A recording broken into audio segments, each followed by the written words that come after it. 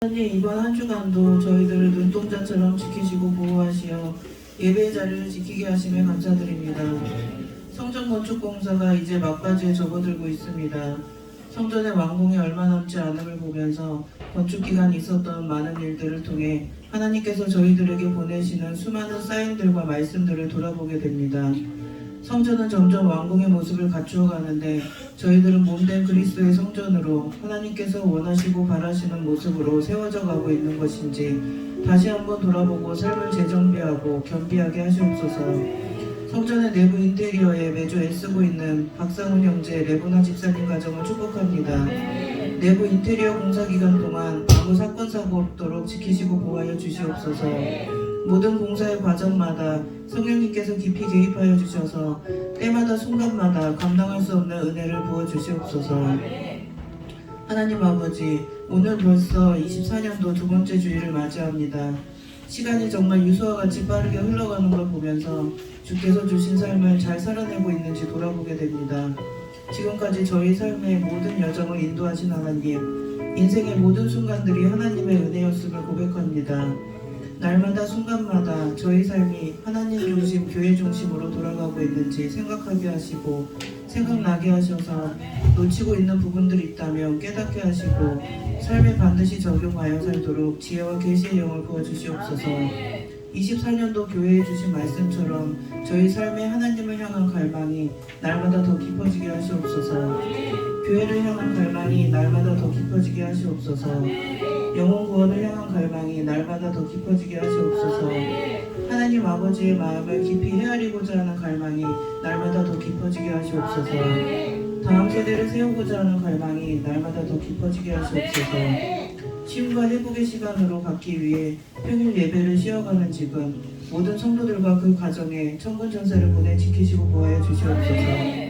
쉼과 회복의 시간이 도태되고 영적으로 퇴보하는 시간이 되지 않도록 날마다 더 깨어 하나님을 더 깊이 생각하고 하나님의 뜻을 깊이 묵상하며 한층 더 성숙해지고 믿음의 장성한 분량으로 세워지는 귀한 시간 되도록 저희들을 붙들어 주시옵소서.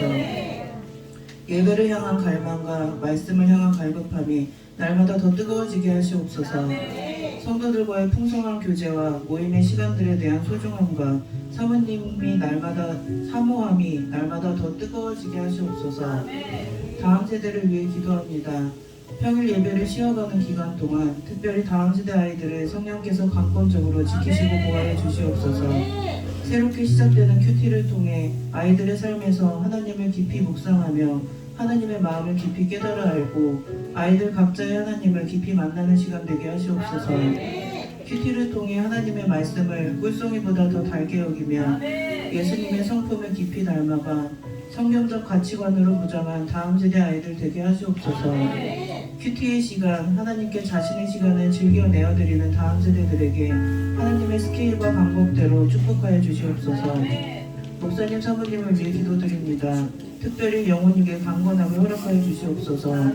영혼육의 모든 상한 부분이 어제보다 오늘 더 강건케 되는 역사가 날마다 임하게 하여 주시옵소서. 목자의 신령을 가진 수많은 동역자들이 돕는 일꾼으로 목사님 사모님 주변에 넘치게 하여 주시옵소서. 하시고 계신 공부방 학원 사업이 날마다 승승장구하게 하시고 피땀 흘려 일군 사업장에 날마다 감당치 못하는 은혜로 함께하여 주시옵소서. 힘이 난 빛을 빛의 자녀들의 삶을 주님께 맡기오니 이 아이들의 모든 인생의 여정을 주님께서 인도하여 주시옵소서. 이 시간 말씀을 전하실 목사님께 성령의 능력을 더하여 주셔서 준비하신 모든 말씀이 담대하게 선포되도록 역사하여 주시옵소서. 말씀을 듣는 귀가 열려서 말씀이 모든 성도들의 심령이 깊이 뿌리박게 하시고 반드시 삶에서 열매 맺는 역사가 일어나게 하여 주시옵소서. 오늘도 예배를 위해 수고한 모든 손길들을 기억하여 주시고 위로하여 주시옵소서. 감사드리며 모든 말씀 예수님의 이름으로 기도 올립니다. 아멘.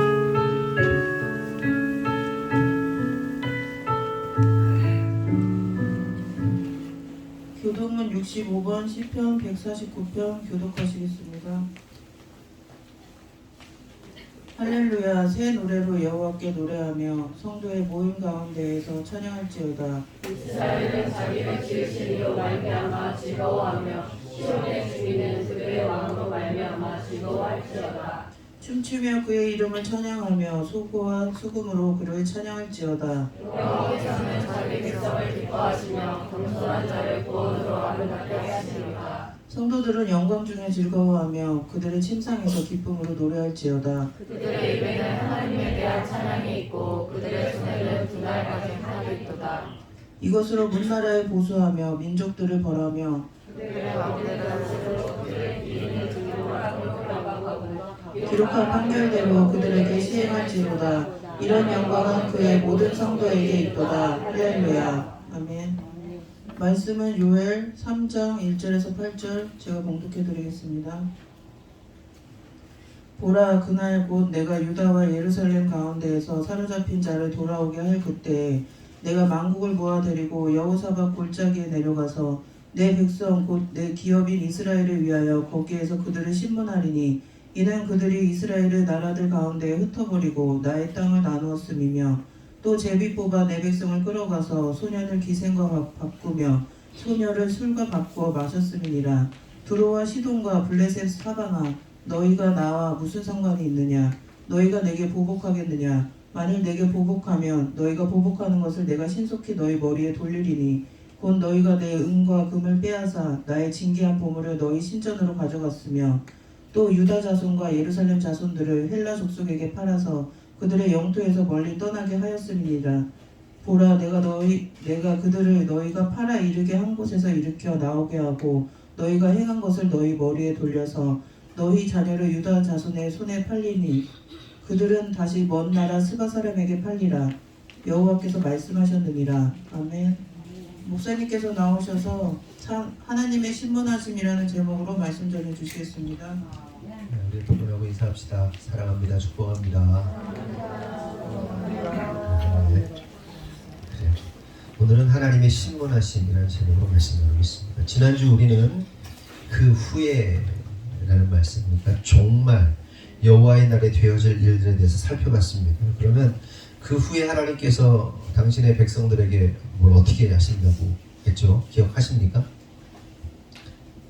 하나님께서 당신의 영을 부어주신다. 성신 곧 하나님의 영을 만민에게 부어주신다고 말씀을 드렸어요.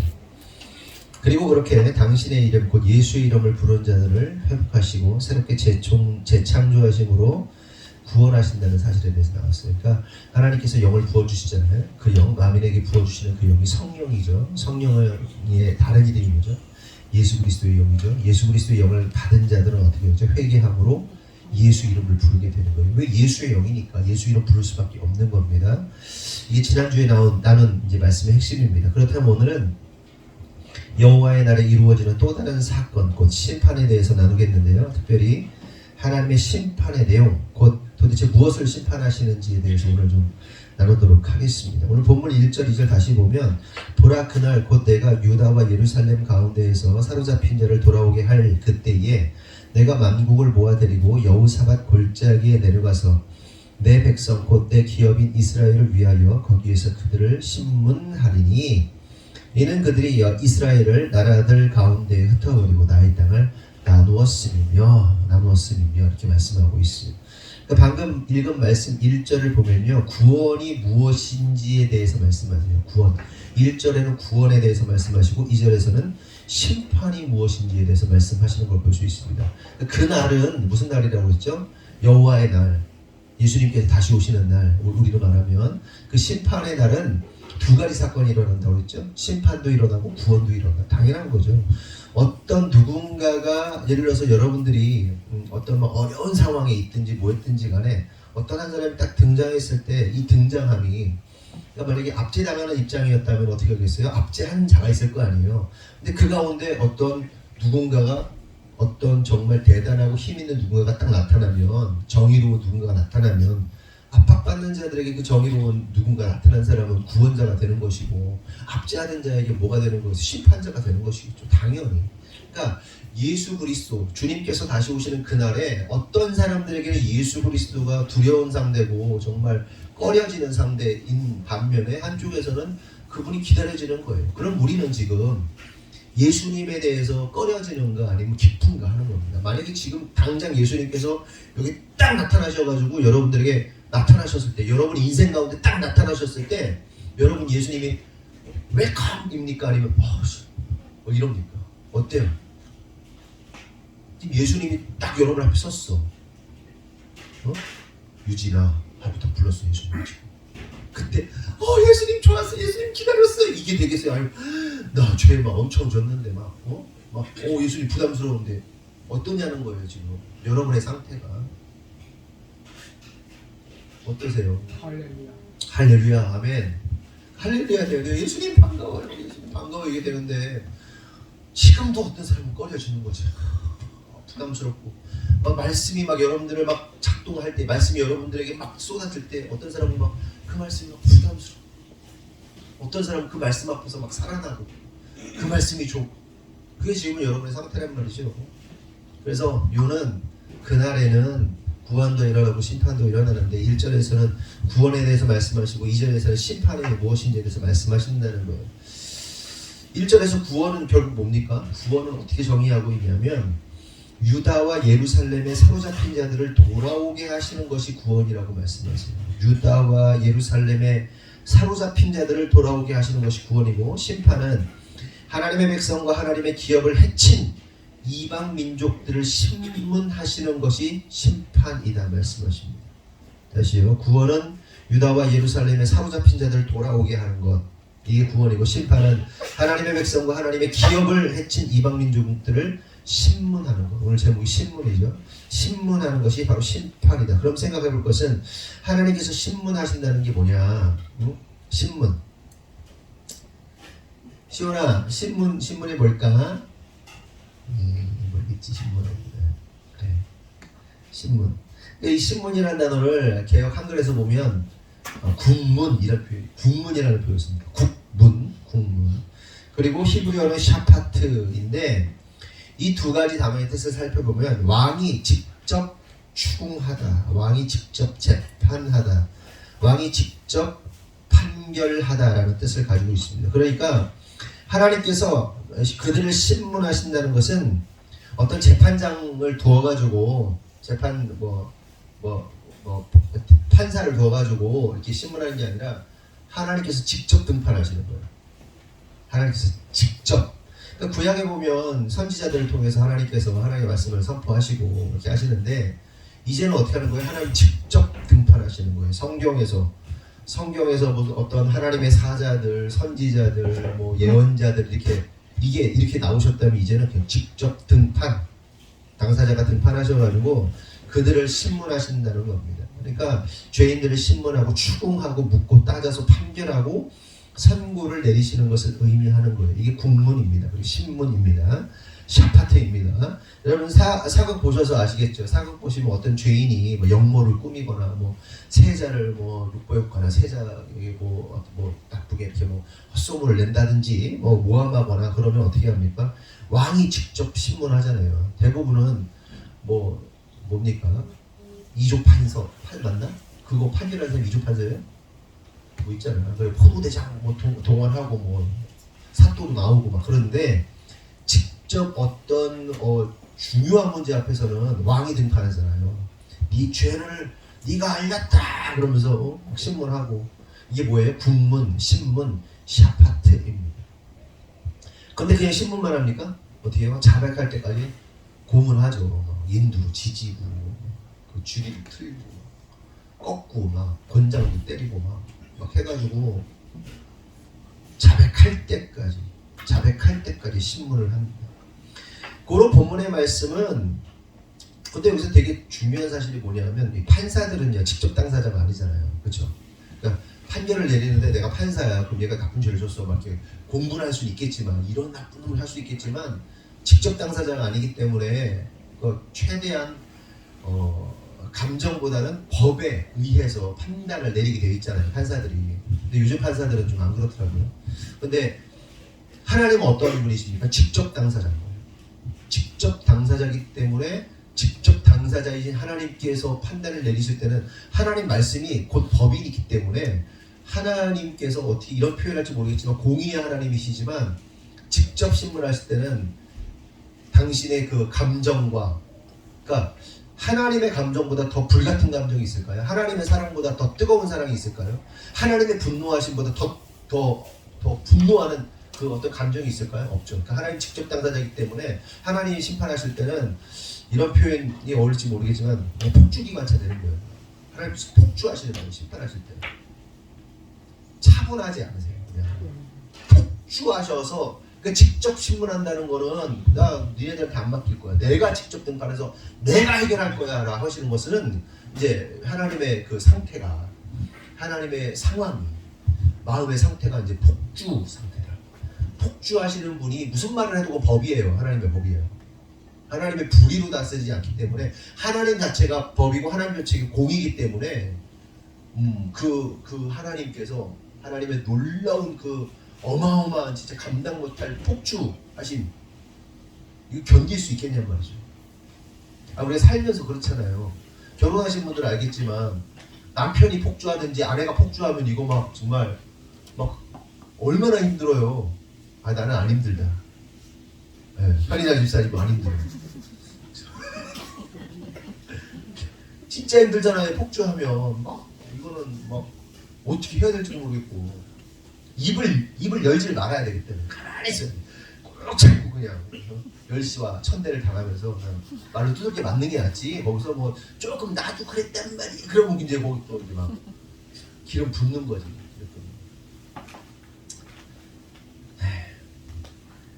하나님께서 그렇게 폭주하시는 신문하시겠다는 거예요.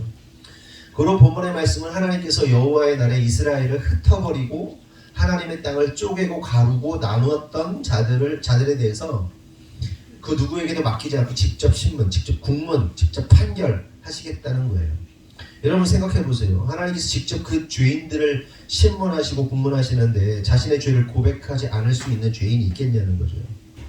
그 하나님 앞에 놀랍고도 위대하신 그 하나님의 권위와 위엄 앞에서 압도돼서 거짓 없이 어떤 변명도 하지 못하고 덜덜 떨면서 진실만을 말하게 되는 겁니다. 그 하나님 앞에서.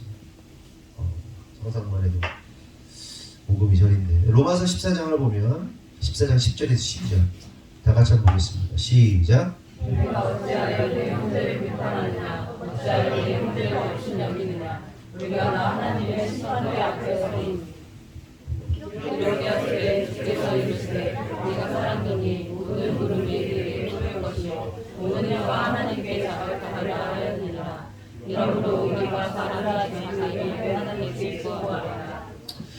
하나님께서 심판대 앞에서 신문하실 때 모든 무릎이 내게 꿇을 것이다 이렇게 말씀하시죠. 이것이 뭘 의미합니까? 온 나라와 민족이 하나님의 위엄 앞에서 완전히 꿇어 굴복하고 엎드리게 될 것이라는 거예요. 그 누구도 저항할 수 없어요. 그 누구도 세상 말로 올해는 좀 제가 전문 용어를 안 쓰려고 자꾸 애쓰는 중이라 좀 교양 있게 설교를 해야 될 것 같아요. 그렇죠? 야 너한테 너 뭐하러 기는 거냐? 이렇게 하잖아요.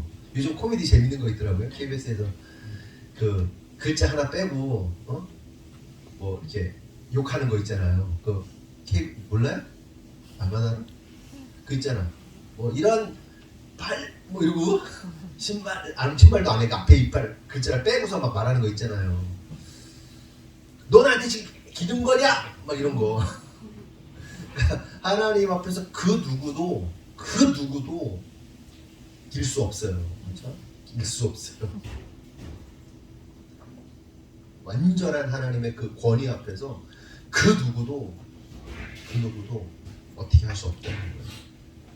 그러면 그들이 어떻게 한다고 그러죠? 모든 혀가 하나님께 자백한다고 해요. 자백이 뭐예요? 스스로 고백하는 거예요. 스스로 죄를 고백하는 거예요. 그냥 술술술술 그냥 쏟아내는 거. 나 이런 잘못했고 이런 잘못했고 이런 잘못했고 이런 잘못했고 이런 잘못했고 막 그냥 온갖 게 나오는 거예요. 3살 때, 나 2살 때 막 이거 죄까지 기억도 못하는 죄까지 막 고백하는 게 자백이에요. 또한 각 사람이 자기 일을 하나님께 직고한다. 직고한다는 게 뭐예요? 거짓 없이 바른 대로 고한다는 거예요. 결국 이 말은 하나님의 심판대 앞에 선 자들은 그 누구도 예외 없이 자백하고 직고하게 된다. 그러니까 머리 굴릴 생각 못하고 두렵고 떨림으로 그냥 덜덜거리면서 하나님 앞에 다 쏟아내는 거예요. 이것이 뭐라 하나님 앞에서 신문받게 될 죄인들의 운명인 거예요. 여러분 제가 여러 차례 뭐 말씀드린 적이 있지만 저는 그 기억이 너무 충격적이어서 굉장히 큰 충격적인 기억이어서 제가 자꾸 말씀드려요. 판사 앞에 서보신 분 있어요? 판사 앞에? 무슨 뭐 직결심판 이런 거 정도 아니고 어느 정도 무게감이 있는 거짓 증언을 하면 뭐 문제가 생기고 저는 서봤잖아요. 그러니까 전에 부목사일 때 교회에서 음양 관련해서 음양을 갖다가 설치를 다 했어. 돈을 줘야 되는데 교회가 돈이 없어. 그러니까 우리 스타일은 돈이 없으면 일을 안 해 그냥 안 맡겨. 근데 교회들이 대부분 그 일 시켜놓고 또 나중에 이렇게 줘야 되는데 안 주고 버티고 막 그런 거죠. 그러니까 제가 있던 교회에서도 상황이 그랬던 거죠. 시켰는데 뭐 수천만 원어치 그 음양 시켜놓고서는 돈을 안 주니까 그쪽에서 고소하죠. 그래가지고 판사 앞에 섰어요. 정식 재판을 하기 전에 협의를 해주는 뭐 그런 과정이 있어가지고 뭐 판사 한 지금 생각해보면 그때 한 60대 말이면 한 60 다 되신 분, 60이 좀 넘으셨나 모르겠어요. 판사가 정년이 몇 살인지 모르겠지만 제 느낌에는 한 60 정도 되신 판사님이셨어요. 머리가 시끌시끌한 조금. 그분이 이제 저는 교회 입장에서 음양 관련해서 교회가 이러했다 저러했다, 그러니까 뭐 이렇게 교회가 이런 상황이었다, 저 사람들이 뭐 잘못한 게 저거다라고 얘기를 해야 되잖아. 그 얘기를 하고 그 음양 업체에서는 이걸 결국은 돈 안 줘가지고 이렇게 된 거다. 그래서 뭐 이렇게 무슨 음양 부품이라기보다 마이크 잭 이런 거 자기네 가져갔거든요. 그럼 가져갈 수 있죠. 그래가지고 제가 뭐 얘기하니까 그 판사님이 목사님 딱 그러잖아요. 목사님 딱 한마디 하시더라고요. 오, 얼마나 무서운지 몰라요. 목사님 그러는데 덜덜덜덜 떨리더라고요. 오줌 쌀 것 같아요. 진짜 무서웠어요. 근데 제가 30대 초반이었어요. 진짜 무서웠어요. 네 이러다 왔어요. 하나님 앞에 설 때 어떨까요? 하나님 앞에 설 때. 어릴 때 애들이 뭐 그런 거 있잖아요. 일진 앞에 딱 서면 뭐 무섭고 덜덜 떨리고 뭐 그거하고 비교가 되겠습니다. 진짜로 막 되게 충격적인 경험을 당하면 여러분 막 이렇게 오줌 쌀 것 같고 똥 쌀 것 같은 그런 감정을 느껴보신 분 있으세요 혹시? 네, 있다. 있어? 그랬어? 이거? 저는 예전에 그 교회 섬기던 제 모교에서 지금 목사님 되셨지만 권사님이셨던 그분이 저를 막 때릴 때 막 부모를 패고 옷 다 찢어놓고 그랬거든요. 저를. 그래가지고 제가 막 그분만 보면 이렇게 다리가 풀리고 이렇게 여기가 뚝 떨어진 느낌, 오줌 쌀 거고 똥 쌀 것 같은 느낌이 있거든요. 지금 생각하니까 이게 쑥 지나가는데 그분이 나중에 목사님 됐어요. 근데 목사님 됐는데도 뭐 그냥 그렇더라고요. 있어요. 양 모식이라고. 그래놓고서는 담임 목사 앞에 섰는데 제 안경 다 부셔놓고 밟고 깨쳐놓고 자기 것들 툭 던지는 다음에 내가 때렸다고 막 거짓말을 하는 거예요. 와, 얼마나 억울하고 속상하고 진짜 다 틀려고.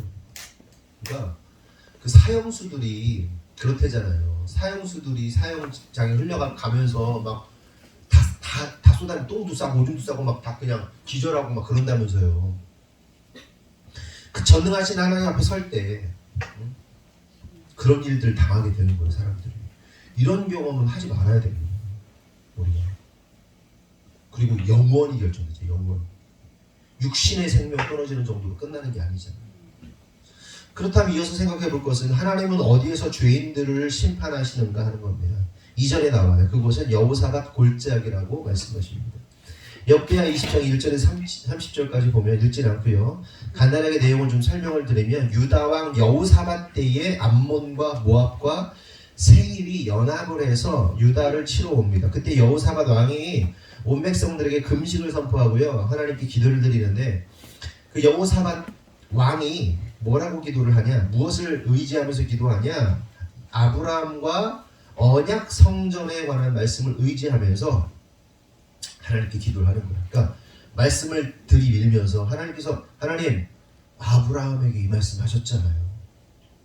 하나님의 성전을 하나님께서 지키시겠다고 하나님이 말씀하셨잖아요. 그러니까 요즘 말로 들이대면서 당신께서 말씀하신 거라고 이거 라면서 여호사밧 왕이 하나님께 기도를 합니다. 그러자 하나님께서 어떻게 하냐면 응답하세요. 여러분 여기서 깨달아야 할 사실이 뭐냐면 하나님께서는요 당신의 말씀을 가지고 우리가 기도하잖아요. 당신의 말씀을 들이면서 기도하잖아요. 그럼 하나님은 그 약속을 지키실 수밖에 없죠. 기도 응답 받는 뭐 당연한 얘기겠죠. 근데 당연한 얘기지만 다시 한번 기억하셔야 될 부분입니다. 하나님은 하나님의 약속을 지키시는 분이세요. 반드시 지키세요. 언약을 지키시는 분이세요. 그 언약은 그쵸 예수를 죽여서라도 지키시는 언약. 그래서 우리가 말씀 의지하는 게 중요하고 말씀을 많이 알아야 되는 겁니다. 그렇게 응답하시는데 어떤 일이 발생하냐 하면 갑자기 그 연합군들이요 자기들끼리 찌르고 자르고 막 베고 자중질환이 일어나는 거예요. 그러니까 이 여호사밧 골짜기에서 자중질환이 일어나서 그냥 자기들끼리 다 죽어버려요. 하나님이 역사하신 거죠. 그렇죠? 관련해서 역대하 20장 5절 13절을 보면 한 절씩 교독할까요? 여호사밧이 여호와의 전 셋들 앞에서 유다와 예루살렘의 회중 가운데 서서 이르되 우리 조상들의 하나님 여호와여 그는 하늘에서 하나님이 아니시니까 이미 사람들의 모든 나라를 다스리지 아니하시나이까 그의 손에 거스러운 이들이 있사오니 이미 저와 같은 사람이 없나이다. 우리 하나님이시여 전에 이 땅 주민을 주의 백성 이스라엘 앞에서 쫓아내시고 그 땅을 주께서 사랑하시는 아브라함의 자손에게 영원히 주지 아니하셨나이까. 그들이 이 땅에 살면서 주의 이름을 위하여 한 성소를 그를 위해 건축하고 이르되 만일 재앙이나 난리나 견책이나 전염병이나 기근이 우리에게 임하면 주의 이름이 이 성전에 있으니 우리가 이 성전 앞과 주 앞에 서서 이 환난 가운데에서 주께 부르짖은즉 들으시고 구원하시리라 하였나이다.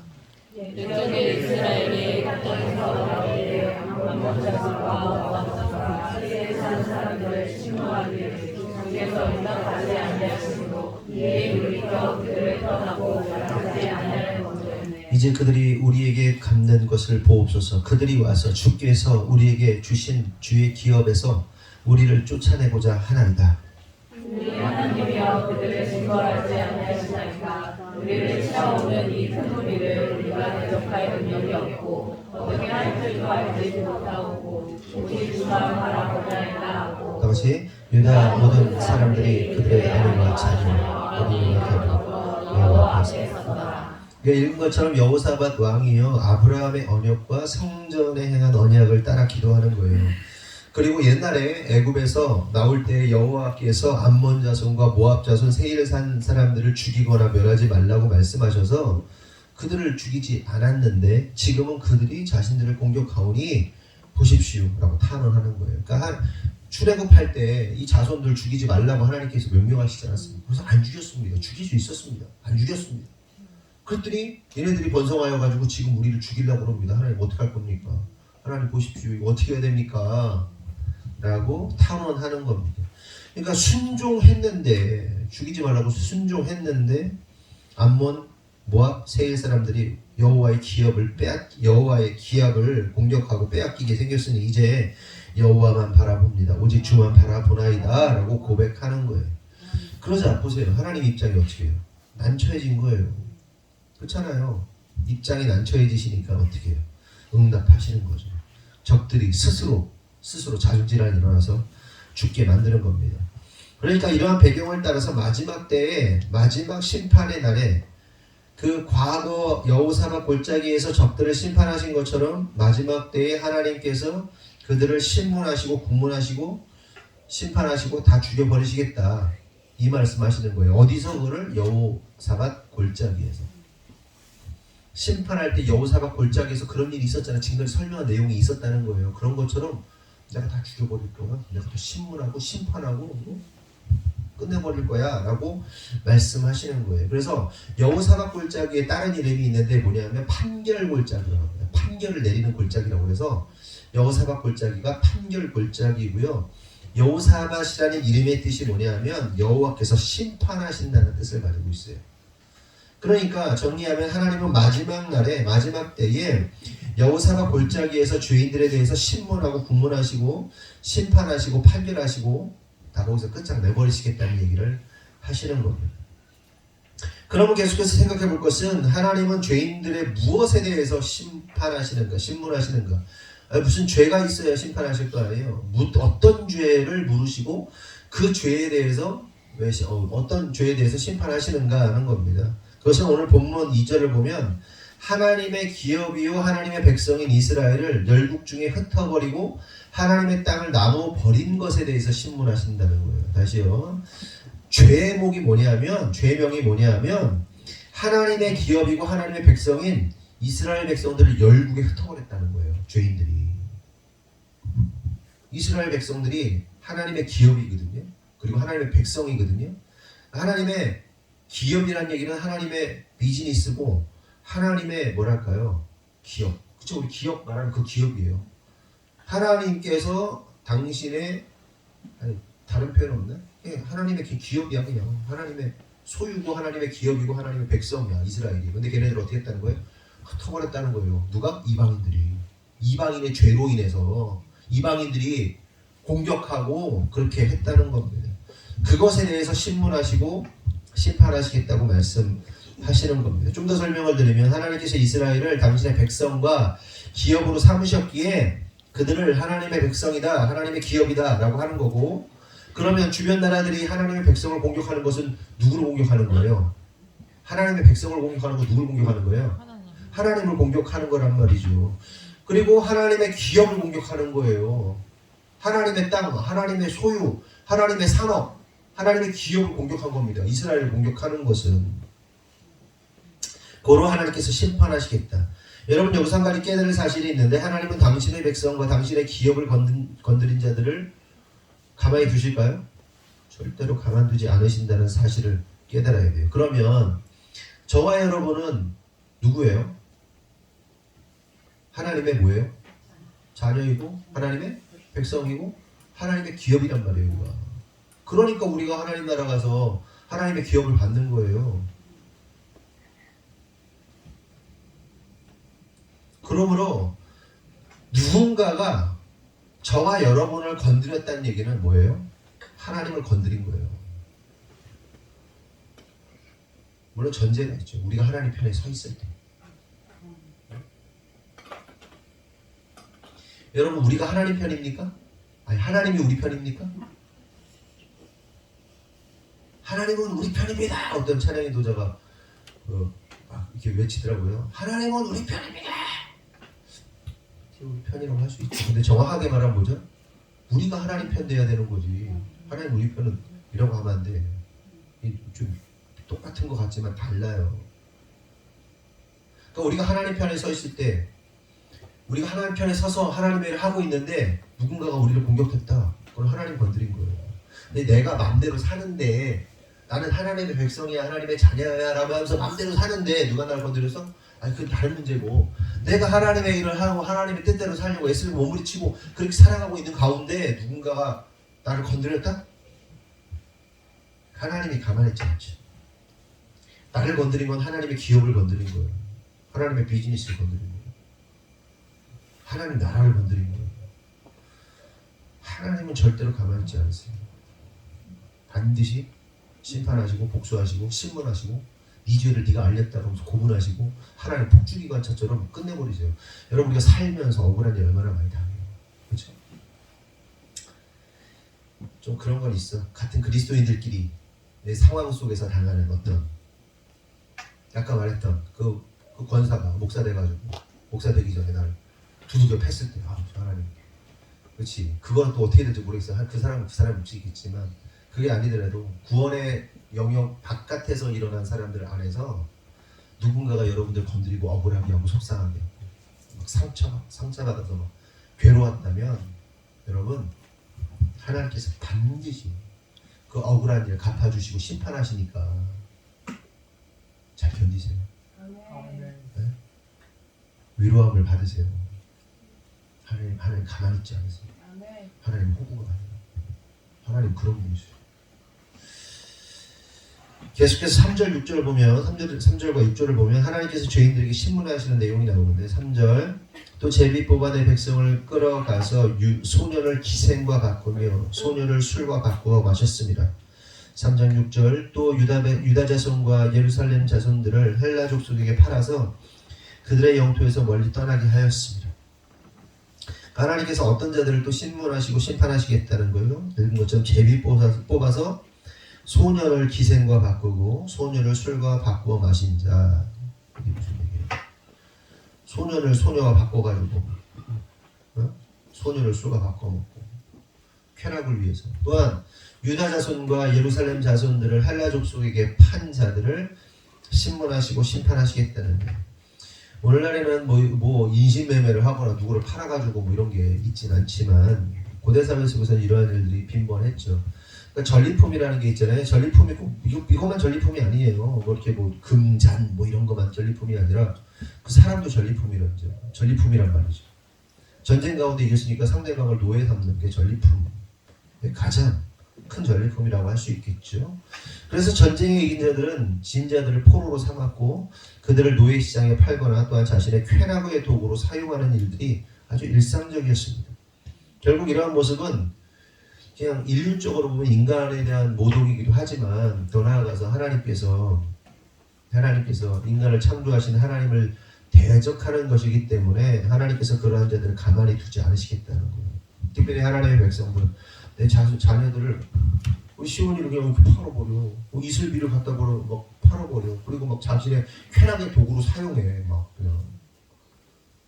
성경에 나오니까 그냥 그런가 보다 싶었죠. 여러분 자식이라고 생각해봐. 여러분 자식을 막 술을 바꿔놓고 창녀촌에 팔아버려, 딸내미를 막. 아니면 내 옆에 두고 막 놀이개로 삼아. 그거 어떻게 봐요, 그거? 하나님이 뚜껑이 열리시겠어요? 안 열리시겠어요? 그러니까 우리가 할 수 있는 모든 표현과 우리가 할 수 있는 모든 감정적 이 쏟아냄을 하나님 하실 수 있는 거예요. 당신의 백성이고 당신의 자녀이고 당신의 기업인데 이걸 이방인들이 이렇게 했다는 거예요. 그리고 나중에는 어떻게 해요? 같은 백성들끼리 그렇게 했다니까. 같은 한 식구들끼리 한 민족 안에서도 그렇게 했다니까.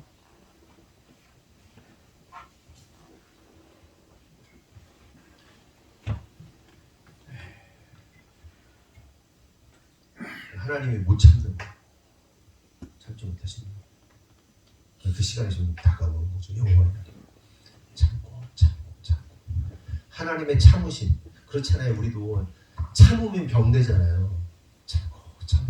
참다 보면 이게 가라앉는 게 아니라 점점 쌓이죠. 어느 순간 빵 터진다는 거예요. 그 빵 터질 날이 얼마 남지 않았다. 그 하나님의 분노하심. 야, 그거 어떻게 감당할까? 그렇죠? 사람 하나가 그냥 막 미쳐 날뛰어도 막 이거 진짜 막 어려운데 그 전능자 하나님께서 분노하실 때 어떨까? 진짜 상상하기 어려워요. 하나님의 분노하심. 그런 일을 당해야 되겠어요? 피해야 되겠어요? 그럼 정신 바짝 차려야 돼요. 이 얘기를 듣고도 이러면 안 돼요. 요엘서의 말씀 자체가 계속 경고와 심판. 호세아서도 경고와 심판. 그러니까 니들 심판당하지 마라, 망하지 마라. 구원받아라. 하나님의 길을 따르라. 주의 도를 주님 알려주소서. 아까 모르는 찬양 오랜만에 불렀는데 여러분들이 주의 도를 내게 알려달라고. 주님의 길을 내게 알려달라고. 살 방법을 좀 알려달라고. 구원의 길을 알려달라고. 그 찬양한 거 아니에요. 나의 마음을 씻어주시고 내 발걸음 주의 길로 인도해달라고.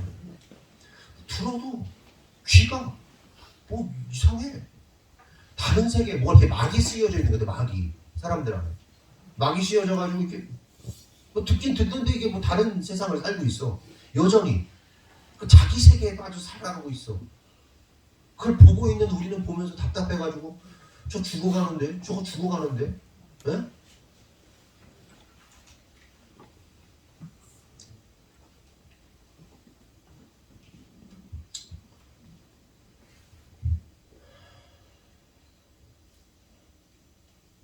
여러분 하나님이 여러분을 사랑하십니다. 사랑하면 어떻게 하죠? 여러분 죽어가는 걸 보면 하나님은 어떻게 하시죠? 좁혀요, 때려요. 사랑하셔서 안 사랑하잖아요? 내비둬. 내가 막 가는데 아무렇지도 않아? 그럼 이제 두 가지 일이 일어나는 것 중에 하나예요. 내가 주님 뜻대로 안 살고 내 뜻대로 마음대로 사는 둘 중에 하나예요. 하나님이 한 대 때리시든가 그냥 내비두든가 그냥 아예 그냥 자는 나랑 관계가 없는데 하고 내비두든가. 아니면 여러분 하나님이 여러분 사랑하신다고 믿습니까? 근데 내가 좀 뭔가 잘못된 길을 가고 있어? 그럼 맞아. 맞게 돼 있어. 1차적으로는 주의 종을 통해서 쏟아져. 그러다가 안 되잖아요? 그럼 하나님이 손대.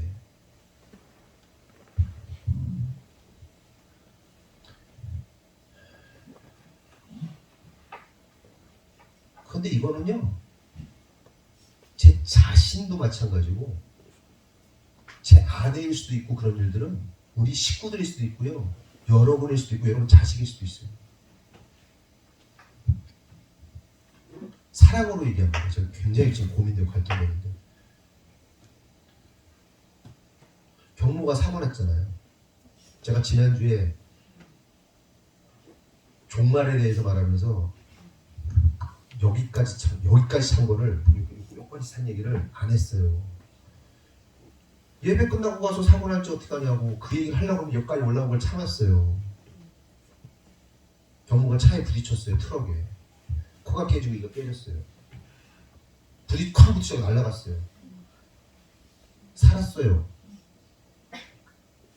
그냥 코 부러지고 입 부러지고 끝이에요.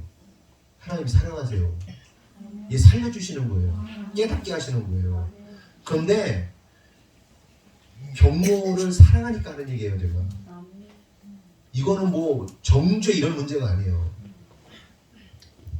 다음이 누가 될 줄 알아. 제가 여러분 겁주려고 그러는 것 같아요. 겁주고 싶어서. 경모가 막 갈등했단 말이에요. 자신의 미래에 대한 막 두려움으로 나는 좋은 학교로 가야 될 것 같아. 막 그 어느 선을 넘어섰어요. 불안과 이게 넘어섰어. 완전히 넘어섰어. 정상적이지 않은 수준으로 넘어가서 덜덜덜덜 떨면서 어떻게 해야 돼? 막 불안해가지고 막 자기 인생에 대해서 하나님이 책임지시는데, 근데 경모는 어리니까 그게 드러나. 나이가 좀 먹잖아요. 잘 숨겨. 잘 숨기고 있다고. 여러분들이 지금 잘 숨기고 있다고. 드러나. 얘는 어리니까 드러난 거야. 그냥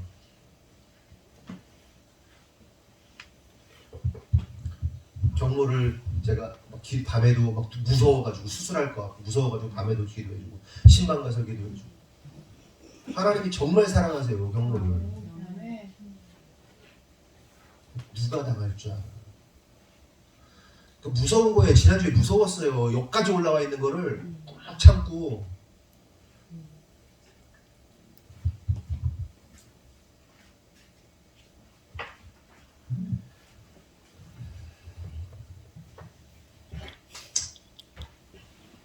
정신 차리세요. 정신 차리세요.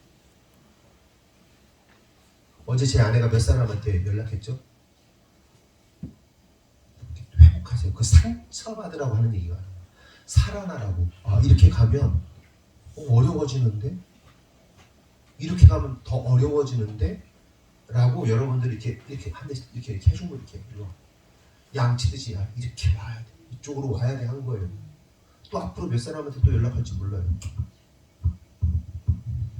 그 얘기 들었다고 또 막 이렇게 하지 말고. 말하는 제 아내는 그거 쉽겠어요? 말 안 해버리는데 그냥 견딜 수 없는 거예요. 그게 사명이다.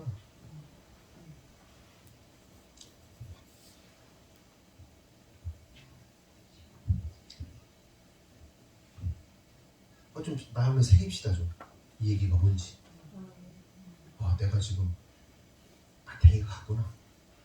내가 지금 망할 길을 가는구나. 하나님이 손대야 되는 상황이 내가 되고 있구나. 안 되는구나 그럼.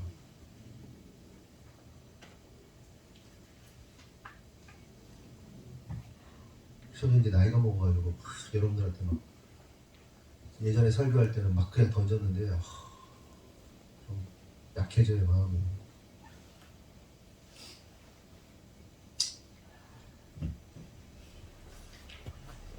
또한 고대의 전쟁의 특징이 뭐냐면 나라와 나라가 싸우는 게 아니라 하나님과 신들의 싸움입니다. 그러니까 이방 나라들은 자기가 섬기는 신이 있잖아요. 그 신을 필두로 해서 싸우는 거고, 하나님의 백성들은 여호와 이름 붙들고 싸우는 거예요. 이게 전쟁이란 말이에요. 그래서 고대의 전쟁들은 신들의 전쟁이고, 이긴 자들은 진 자들의 신을 모독합니다. 관련해서 오늘 본문 3장 5절 보면, 곧 너희가 내 은과 금을 빼앗고 나의 진귀한 보물을 너희 신전으로 가져갔으며, 이렇게 말씀하는 거죠. 이방인들이 무슨 짓 한 거예요? 하나님의 금과 하나님의 은을 가져다가 자신들이 섬기는 신전에 가져갔다. 그래서 하나님께서 나의 금과 은을 빼앗았다 라고 말씀하시는 겁니다. 그러면 여기서 궁금한 것은 왜 이스라엘은 적들에게 하나님의 금과 은을 빼앗기고 이런 험한 꼴을 당하게 되었는가? 그리고 왜 하나님은 가만히 계셨는가? 그렇죠? 아니, 하나님의 금과 은을 뺏어갔는데 전능하신 하나님께서 왜 뺏겨야 돼요? 그거를. 그래서 빼앗긴다면 하나님은 화내 막, 야, 내 걸 왜 뺏어가가지고 니네 신전에다가, 니네 우상 신전에다가 갖다 놨어? 막 화난다. 막 하나님 이러고 이게 이상하잖아요. 그렇죠? 여러분 여기서 깨달아야 할 사실 뭐냐면 이방 나라들이 이스라엘 백성을 침략하게 된 1차적 요인이 누구에게 있습니까? 이스라엘 백성에게 있는 거예요. 이스라엘이 범죄하였기 때문에 그런 겁니다. 그러니까 이스라엘 백성들이 죄의 문을 열어주었기 때문에 당하게 된 거고, 또한 하나님의 입장에서 보면 하나님께서 이방 나라들을 당신의 몽둥이와 채찍으로 사용하셨던 거예요. 그러니까 이스라엘이 공격당한 것은 자기가 죄의 문을 열어준 거예요. 딱 이런 거예요. 이런 얘기가 맞을지 모르겠는데 아니야. 이해하셨죠? 죄의 문을 열어준다는 게 뭔지 이해되셨죠? 네? 죄의 문을 열어줬어. 요즘에는 이런 표현이 좀 그래서. 그리고 그러니까 첫 번째 이유는 죄의 문을 열어줬으니까 와서 나 물어뜯어, 나 공격해, 나 마음대로 해도 돼, 이렇게 열어줬으니까 적들이 와서 한 거예요. 그렇죠? 두 번째는 하나님께서 이방인들을 왜 쓴 거예요? 이방 민족들을 몽둥이 채찍질을 하게 하려고 도구로 쓰신 거예요. 근데 문제는 뭐냐? 이방 나라들이 어떤 생각을 했냐면 자신들이 이스라엘을 공격하고 이기고 또 그들의 모든 것을 빼앗을 수 있던 것은 자신들이 잘나서 자신들이 힘이 세서 내가 최고기 때문에 나는 이들이 이길 수 있어라는 교만함을 가지고, 그러니까 자신의 신이 여호와 신보다 더 세라는 교만함을 가지고 이스라엘을 이긴 줄 알았다는 겁니다. 그러니까 하나님께서 어떻게 하시는 거예요? 주제 파악 못하고 그렇게 교만하여 결국 하나님의 것까지 훔쳐간 그들을 가만두지 않으시고 꺾어 버리시겠다는 거예요. 그래서 깨달을 사실은 하나님께서 죄인들을 심문하시는 이유는 결국 하나님의 하나님 되심을 인정하지 않았기 때문에 심판하시는 거고, 그래서 하나님은 하나님의 하나님 되심을 나타내기 위해서 직접 등판하신다. 그래서 전쟁 가운데 이기신다. 그래서 참된 신은 여호와 한 분밖에 계시지 않는다. 다른 신은 없다라는 사실을 알려주기 위해서 이방인들을 심판하시는 겁니다. 결국 이방 백성에 대한 심판, 그리고 하나님을 믿지 않는 자들에 대한 심판은 그들이 믿는 자신들의 신을 심판하는 것이기 되기 때문에 하나님은 심판을 통해서 하나님의 하나님 되심을 드러내신다.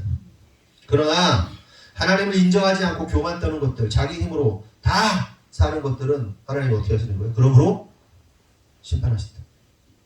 굉장히 중요한 거예요. 하나님의 하나님 되심을 드러내지 않으면, 하나님의 하나님 되심을 인정하지 않으면 어떻게 된다? 심판받는다. 교만함으로 자기가 살려서 그렇게 살아가는 자들. 그럼 계속해서 생각해 볼 사실은 이 심판의 때에 그 심판의 기준은 무엇인가? 다시 말해 도대체 무엇을 기준으로 하나님 심판하시고 신문하시고 국문하시는가? 이에 대해서 유에서는 이미 말씀드린 것처럼 하나님의 기업, 하나님의 백성을 해친 자들에 대해서 심판하신다. 다시 말해 여호사밧 왕의 기도처럼 아브라함에게 약속하신 그 기업을 침략하러 온 자들에 대해서 심판하신다. 그러면 여기서 궁금한 게 생기죠. 하나님은 그래요. 요엘서에 나온 말씀대로 하나님의 기업, 하나님의 백성들을 심판한 자들 심판하신 거 알겠는데, 그럼 이스라엘 사람들이잖아. 이스라엘 나라잖아. 그러면 몇천 년이 지나가지고 오늘 예수님 믿는 우리는 해당 없는 거 아닌가? 아니 그냥 구약에 그래 이스라엘 백성 건드린 사람들 심판하신다는 거지. 우리 같은 이방인들은 우리 건드린 사람 심판하지 않으신다는 건가? 뭐 이렇게 생각할 수 있단 말이에요. 이걸 적용해야 되니까 이걸 어떻게 적용해야 하는가 하는 겁니다. 그래서 실제로 어떤 해석하는 사람들은요, 혈통적 유대인들을 건드린 자들에 대해서 하나님께서 심판하시겠다. 예? 그리고 실제로 뭐 성경에 나오잖아요. 뭐 이스라엘을 축복하는 자는 축복을 받게 되는 거고, 저주하는 자들은 저주를 받게 되는 것이고, 그럼 같은 맥락 안에서 그러면 우리를 저주하는 자들은 어떻게 돼요? 우리를 축복하는 자들은 어떻게 되는가? 이스라엘에만 국한된 것인가? 이에 대해서 일부 해석자들은 그냥 이스라엘 민족과 이스라엘 나라에 대해서만 국한해서 적용을 하려고 합니다. 그러나 그건 잘못된 적용이에요. 왜냐하면 하나님께서 말씀하신 언약은 이 언약들은 예수 그리스도라는 십자가의 복음의 언약으로 패러다임이 시프트가 된 거예요. 예수 그리스도로 인해서 성취가 된 겁니다. 그래서 좀 전에 말씀드린 식의 해석은 의미가 없어요. 다시 말해 더 이상 혈통적 이스라엘과 국가의 의미는 의미만으로 적용하는 것은 의미가 없다. 오늘날은 그 의미가 이스라엘에서 온 열방으로 확정되었다. 패러다임이 시프트 됐다는 겁니다. 그러니까 제 말을 오해하시면 안 되는 게 종말의 사건 속에서 이스라엘이 필요 없다는 의미 없다는 말이 아니에요. 제 얘기가. 그러니까 이스라엘은 종말의 역사 속에서 굉장한 상징성과 직접적인 관련이 있습니다. 하나님의 종말의 때에. 그런데 해석하는 부분에 있어서 하나님의 심판과 신문이 이스라엘을 괴롭힌 나라에게만 적용된다는 얘기가 아니라 하나님의 백성들, 곧 온 나라와 민족과 열방 속에 있는 하나님의 백성들을 괴롭힌 자들이 신문과 심판을 겪어야 한다는 거예요. 그러니까 하나님의 심판이 이스라엘을 넘어서 예수 그리스도로 인해서 온 열방에 확장되었다. 이걸 뒤집어 말하면 구원은 이스라엘에게만 국한된 것이 아니라 십자가의 복음으로 열방에 확장되었다는 이야기를 하는 거예요. 이해되셨죠? 그러니까 요엘서의 말씀으로 보면 이스라엘을 건드리고 이스라엘만 괴롭힌 자들이 심판받고 여호사가 골짜기에서 심판받고 그게 아니고 그게 이제 확장된 거예요. 예수 그리스도라는 복음으로 이방인들에게까지 확장이 됐단 말이에요. 온 나라와 민족으로 열방으로 확장됐단 말이에요. 이스라엘에서 이스라엘 제사장 나라이기 때문에 대표적인 제사장 나라로서 사용되다가 이제는 열방으로 확장이 됐기 때문에 이 말씀이 구약의 말씀이 구약에서 끝나는 게 아니라 신약의 말씀으로 확장되었다. 근데 어떤 사람들은 왜 이런 얘기를 하냐면 구약의 말씀이지 우리랑 무슨 관련이 있어? 우리는 신약의 말씀만 관련이 있는 거지. 구약에 뭐 어떤 것들이 뭐 관련이 있어? 우리는 신약의 말씀인 거지. 그러면서 구약과 신약을 구약은 지키지 않아도 되는 것, 구약은 필요 없는 것이라고 생각하는 사람들이 있고 제가 신학교에서 그렇게 배웠어요. 아니라니까. 구약의 말씀이 필요 없는 게 구약에 무슨 어떤 제도들, 구약의 어떤 뭐 이런 것들 보면서 구약은 구약 얘기야 라고 생각하는 사람들이 있다니까. 잘못됐다니까 그게.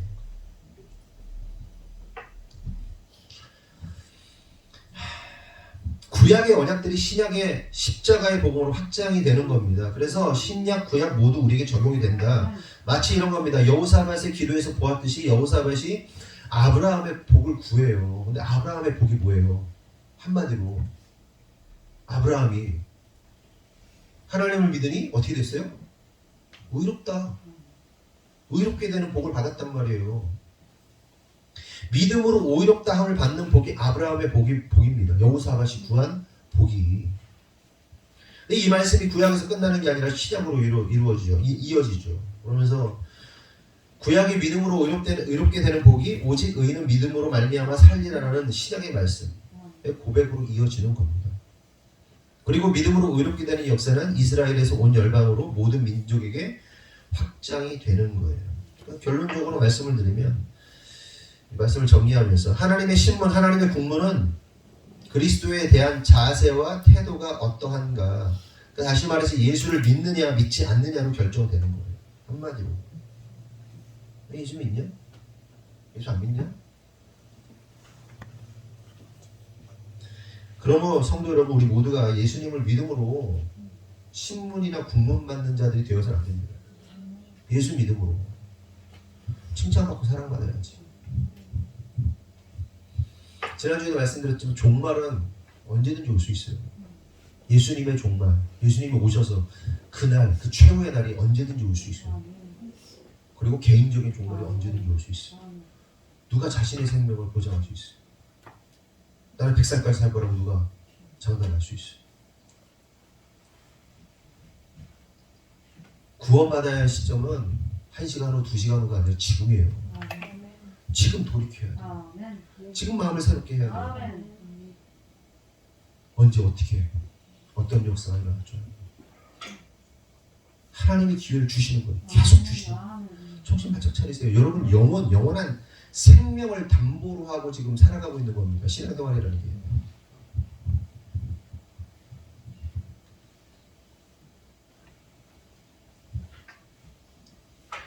남자분들 뭐 주식해본 사람들 다 그 생각하잖아요. 와 지금 보면서 지금 주식 올라가거든요.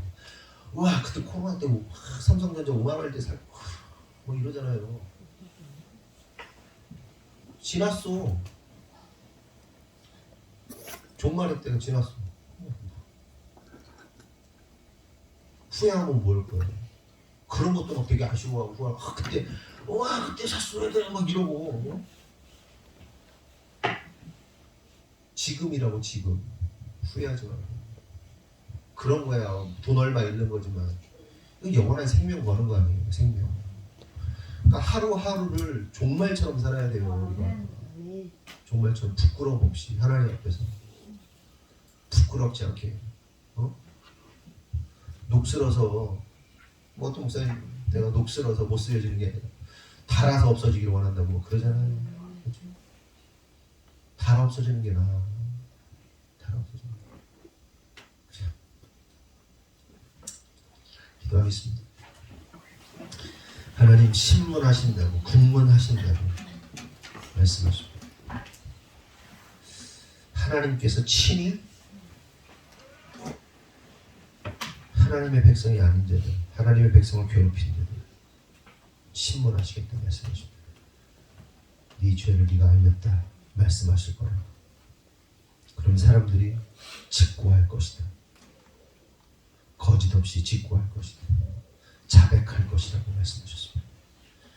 하나님 지금 우리는 얼마든지 속일 수 있습니다. 나의 상황, 나의 여건을 핑계하고 나의 모든 것을 숨길 수 있습니다. 그러나 하나님 앞에서는 내 영혼 깊은 곳에 그 영이 직고할 것이고 내 영이 자백할 것입니다. 하나님은 속일 수 없습니다. 그 위대하신 하나님 앞에서 그 전능하신 하나님 앞에서 두렵고 떨림으로 무릎 꿇고 말해야 하는 상황이 우리에게는 일어나지 않기를 원합니다. 하나님께서 지금 기회를 주셨습니다. 지금 이 시간이 우리에게 기회의 시간입니다. 간절히 원하는 것은 우리의 마음을 하나님 바꾸시기를 원합니다. 하나님의 말씀하신 하나님의 채찍 드신 앞에서 정신을 차리고 회개하고 우리의 삶을 돌이키기를 간절히 소망합니다. 하나님 이 시간 게을렀던 우리 자신을 하나님 회개합니다. 하나님이 아닌 다른 것에 집중하고 마음을 썼던 우리의 모습을 회개합니다. 하나님 우선이 아니라 내 인생 우선으로 살았던 우리의 모습들을 회개합니다. 그냥 매너리즘에 빠져서 그냥 그렇게 시간을 흘려보냈던 우리 자신을 회개합니다. 하나님 간절히 바라오니 2024년 우리 하늘공교회 모든 성도들이 하나님 앞에서 부지런하게 하시고 열심내게 하시고 하나님을 더욱더 사모하고 사랑하게 하여 주시옵소서. 그리하여서 더 높은 소망으로 나아가게 하시고 주님을 더욱더 갈망하는 우리 하늘공교회 성도 되게 하여 주시옵소서. 오늘 말씀이 하나님 우리 심령에 잘 박힌 곳이 되기를 원합니다. 그냥 이 시간 지나면 또 흐리멍텅하게 아무 생각 없이 바보처럼 멍청이처럼 살아가는 자들이 아니라 오늘 하나님께서 말씀하셨구나. 하나님께서 나에게 경고하셨구나. 이 사실 깨닫고 정신 바짝 차리고 2024년 주님을 향해서 달려나갈 수 있는 우리 모든 성도 되도록 축복하여 주시옵소서. 주님께서 이루실 줄 믿사오고 예수님의 이름으로 기도합니다. 아멘.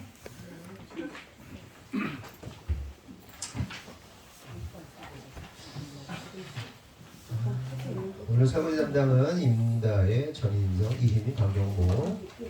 경모가 없잖아. 그렇죠? 여러분들 해주시고요. 다음 주는 김용건, 최현지, 박혜연, 박혜림. 대표기도 다음 주는 우리 권혜선 집사님 해주시면 되겠습니다. 그리고 뭐 특별히 뭐 다른 거 뭐 할 일 있나 얘기 있나요?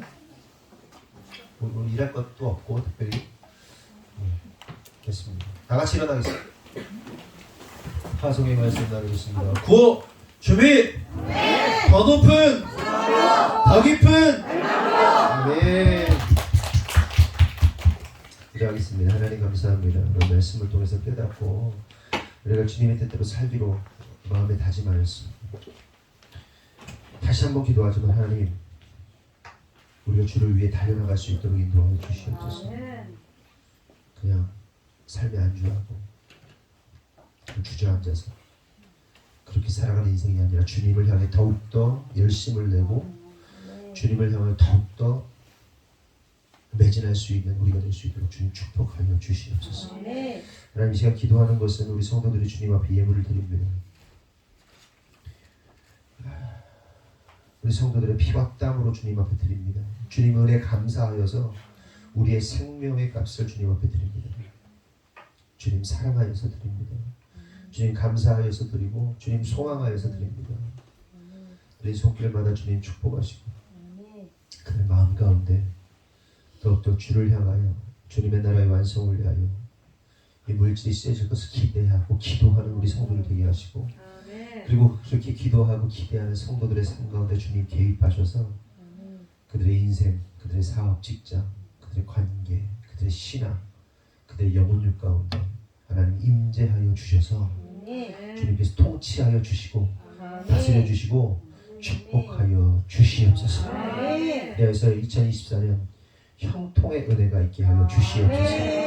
하나님, 징계받고 또 매맞고 그런 한 해가 아니라 정말 하나님의 사랑과 하나님의 관심과 하나님의 놀라운 은혜를 많이 경험하는 2024년 되도록 주님, 우리가 정신 차리고 주님 바라보고 나아가게 하여 주시옵소서. 기도하는 것은 하나님, 이 자리에 있는 우리 다음 세대들 하나님께서 만지시고 역사하시고 주장하여 주시옵소서. 나라와 민족과 열방 가운데 탁월한 아이들 되게 하여 주시고 부모의 신앙을 뛰어넘어 세상이 감당할 수 없는 믿음의 사람들로 세워 주시옵소서. 그리하여서 그 안에 있는 쓴뿌리들 있다면 제거해 주시고 그의 생각과 행동과 말과 그 모든 표현들 안에 왜곡되고 잘못되고 꺾이고 부러지고 좋지 않은, 그래서 좋지 않은 열매들, 좋지 않은 것들을 쏟아내는 그 영역들이 있다면 이 시간 주님께서 당신의 피 묻은 손으로 안수하여 주셔서 온전함으로 세워지게 하여 주시옵소서. 내가 나서 예수 이름을 명하노니 더러운 사단이 심어놓은 생각들, 언행들, 삐뚤어진 마음들, 왜곡된 가치관들 예수 이름으로 명하노니 다 사라질지어다. 또한 하나님, 경무를 위해 특별히 기도합니다. 병원에 있습니다.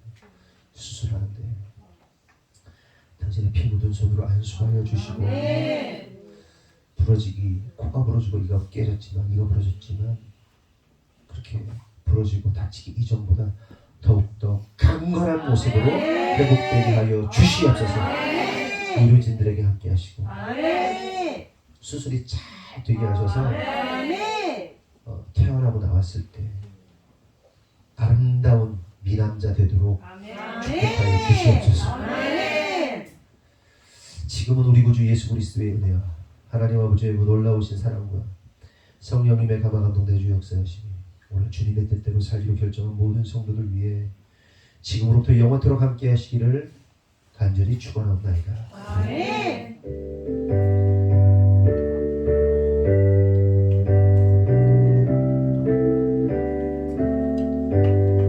우리 하나님께 영광의 박수를 드립니다.